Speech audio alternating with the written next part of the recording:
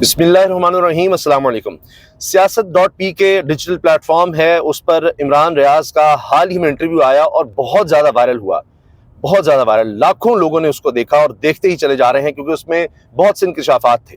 वो बातें इमरान रियाज ने अपनी ज़िंदगी के बारे में बताई हैं और अपनी रूपोशी के बारे में बताई हैं, उनको जिस तरह से लोग भेजे गए कत्ल करने के लिए उसके बारे में बताई हैं।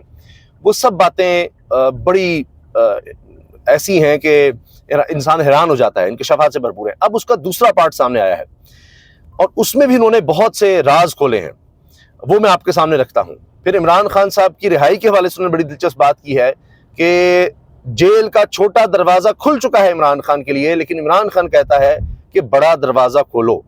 ये बहुत दिलचस्प बात है और इमरान रियाज ज़ाहिर है अपने सोर्सेज भी रखते हैं और ऐसी तो नहीं लोग उनको इतना सुनते और वो बाखबर शख्सियत हैं। इस सब सूरत हाल के बावजूद, इस सब जो माहौल है उसके बाद भी अब इमरान रियाज ने एक तो ये कहा है कि जो भी इस वक्त उनकी ज़िंदगी में हालात चल रहे हैं कि उनके बच्चे बाहर हैं, वो चाहते हैं कि वो दोबारा उन्हीं स्कूलों में पढ़ें जहाँ वो पढ़ते थे, उनके वालिद को बाहर जाना पड़ गया, उनके कारोबार तबाह हो गए और अब ये है कि उनके वालिद आज भी अपने बच्चों को जिस तरह देखभाल कर रहे हैं उसी तरह मेरे बच्चों की भी कर रहे हैं। तो कहते हैं मुझे बड़ा दुख होता है, अफसोस होता है और मैं इस सब का जिम्मेदार खुद को ठहराता हूँ कि मेरी वजह से मेरे ख़ानदान पर इतनी मुश्किलात आई हैं, इतनी मुसीबतें आई हैं। मगर वो कहते हैं कि अगर मुल्क की खातिर ये सब है तो फिर ये शायद इतनी बड़ी कीमत नहीं है और मुल्क अगर ठीक हो जाएगा तो मेरे हालात भी ठीक हो जाएंगे।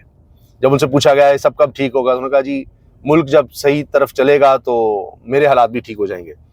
और अगर मुझे लगता है कि मुल्क गलत तरफ जा रहा है और मैं उसमें अपना हिस्सा डालूं कि बात करके बताऊं तो सही कि जी मेरी नज़र में ये गलत तरफ हम जा रहे हैं और सही समत ये है, तो वो मैं करता रहूँगा।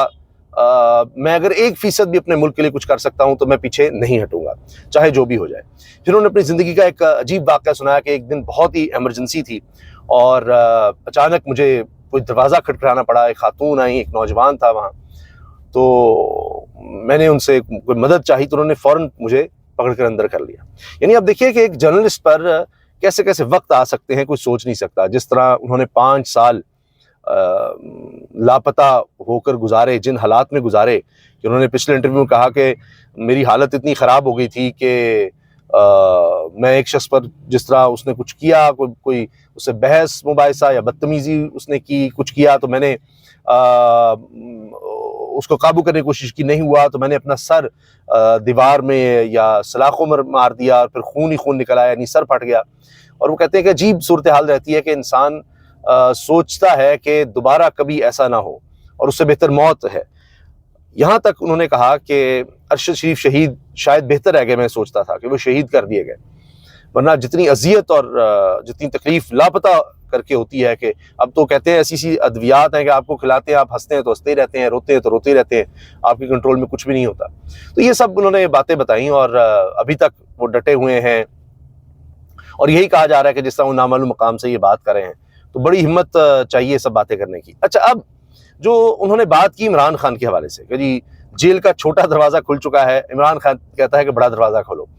वो इस तरह से कि देखिए बनी गाला की तो ऑफर है, वो तो अब कोई ढकी छुपी बात ही नहीं रही। जहां तक आ गया, अलीमा साहिबा ने कह दिया कि जी अली बिन गंडापुर वो ऑफर लेकर आए थे और शेर अफजल मरवत कहते हैं कि मोहसिन नकवी ने ये ऑफर दी थी। फिर 20 दिसंबर को इमरान खान की रिहाई की ऑफर थी। यहां तक था कि कुछ अरसा खामोश हो जाए, इस तरह की बात थी। अच्छा, अब भी देखिए अंसार अब्बासी साहब सीनियर सहाफ़ी हैं और वो अहम हलकों से अक्सर खबरें लेकर आते हैं। अंसार अब्बासी साहब अब ये कह रहे हैं कि जब तक इमरान खान साहब का ट्विटर हैंडल यानी एक्स पर उनका जो हैंडल है वो खामोश नहीं होता और जो सोशल मीडिया है वो अपने आप को धीमा नहीं करता, या बाहर बैठे जो तहरीक इंसाफ के लोग हैं वो कुछ ठीक नहीं होते, या वीलॉगर्स ठीक नहीं होते बाहर बैठ के जो वीलॉग्स कर रहे हैं, तो बेहतरी के इम्कान नहीं हैं तहरीक इंसाफ के लिए, वो ये मुसलसल बात कर रहे हैं। तो इसका मतलब ये है कि अब शर्त यह है कि थोड़ी नरमी की जाए और यानी इदारों के खिलाफ या इस तरह की बात ना हो, कुछ इस तरह स्टेटमेंट्स ना हो। लेकिन हाल ही में इमरान खान साहब ने फिर इदारों के सरबराह का नाम लेकर भी बात कर दी।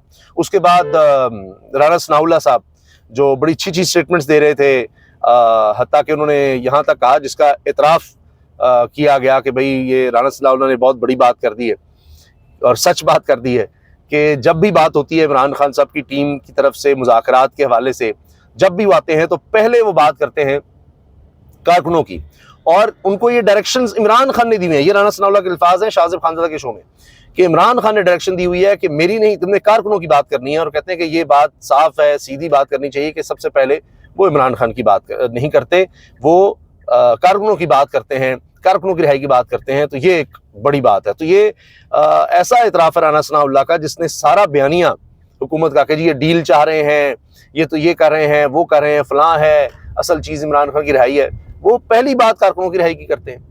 तो वो जो सारा तासुर देना था कि इमरान खान डील के चक्कर में है, वो तो ख़त्म हो गया। फिर अब मुज़ाकरात के हवाले से ये तो नज़र आ रहा है कि मुज़ाकरात तो जो सामने वाले कम अज़ कम मुज़ाकरात हैं वो तो किसी तरफ नहीं जा रहे, वो तो कहानी ख़त्म है उनकी। जिस तरह की स्टेटमेंट्स आ रही हैं, सबको पता है कि जब हुकूमत कह रही है कि हमारे पास करने को क्या, अभी मैं देख रहा था एहसन इकबाल साहब ने कह दिया है कि वो जिनकी कैद में है वही उनको रिहाई देंगे, इस तरह की उन्होंने स्टेटमेंट दे दिया है। कोई कहता है कि जी हम मुलाकात करवा देंगे मुज़ाकराती टीम की, लेकिन वो करवा नहीं पाते। तो ये आप देखिए कि क्या हालात है, क्या सूरत हाल है कि हुकूमत खुद कितनी बेबस है इस सब में। और ऐसी तो नहीं कहते कि कठपुतली हैं या इमरान खान ने शहबाज शरीफ को अर्दली कह दिया, वो ऐसी तो नहीं कह दिया, वो चीज़ें नज़र आती हैं। तो हुकूमत के हाथ में कुछ नहीं है, हुकूमत को इस चीज़ का खुद भी पता है, खुद भी इदराक है। उनको खौफ ये है कि ये मामला जल्दी ना हो जाए, इमरान खान की रिहाई कहीं जल्दी हो गई तो हमारा बोरिया बिस्तरा गोल हो जाएगा। और वो चाहते हैं कि किसी न किसी तरह से कोई लड़ाई रहे, मामला ख़राब रहें, तो ही उनकी बचत है। कई मामला सेटल हो गए तो फिर उनकी छुट्टी हो जाएगी, ये उनको सबसे बड़ा ख़तरा है। अब इमरान खान साहब के बारे में जो बात अब तक आ रही है वो ये कि उन्होंने ये स्टेटमेंट दी और एक से ज़्यादा मरतबा दे दी कि मैं बनी गाला जाने का सोचूंगा अगर कारकुनों को रिहा कर दिया जाता है उसके बाद।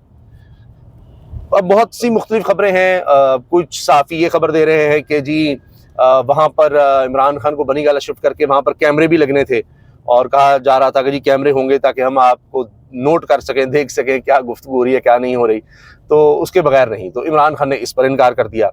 ये बिल्कुल उसी तरह की खबरें हैं जिस तरह पहले कहा गया कि जब 26 नवंबर को डी चौक पर एहतजाज हो रहा था कि जी इमरान खान से कहा गया कि एक वीडियो पैगाम आप जारी कर दें, तो पता चला कि वो जो मोबाइल था इमरान खान ने कहा किसका है, मैं किसी पे एतबार नहीं कर सकता, एडिट करके अपनी चीज़ को चला देंगे। तो इस तरह से उस वक्त भी ये बातें हुई थी।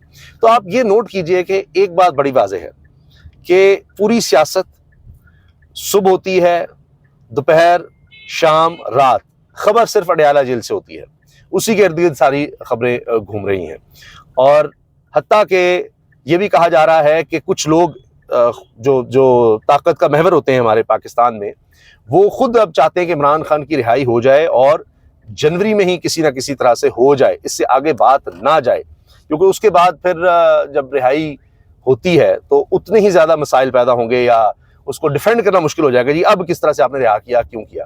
तो इसलिए जनवरी के अंदर अंदर ही चाहा जा रहा है कि कोई ना कोई बात बन जाए, वरना फिर आगे जाकर तो जिस तरह बात बननी है उसमें हुकूमत के हाथ भी नहीं आना, फैसला साजों के हाथ भी कोई बयानी उस तरह का नहीं आएगा जिस तरह का कम अज़ कम वो चाह रहे हैं, या फेस सेविंग कह लें उसको।